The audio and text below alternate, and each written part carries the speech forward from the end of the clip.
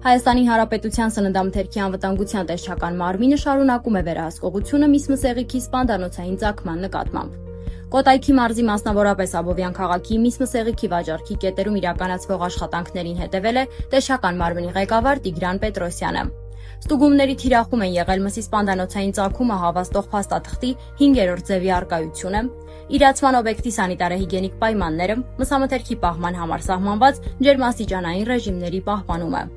Տիգրան Պետրոսյանը զրուցել է տնտեսվարողների հետ, ընդգծելով, որ վերահսկողական միջոցառումները շարունակական են լինելու, զիջումներ չեն լինելու, իսկ ոչ սպանդանոցային ծագման միսը ենթակա է առգրավման եւ ոչնչացման։ Տեսչական մարմինը շարունակում է հետևողական վերահսկողությունը նպատակ ունենալով պաշտպանել սպառողի առողջությունը եւ բարձրացնել սննդամթերքի անվտանգության մակարդակը։ Իրացման ցանցում վաճառվող միս մսեղիքը պետք է լինի սպանդանոցային ծագման։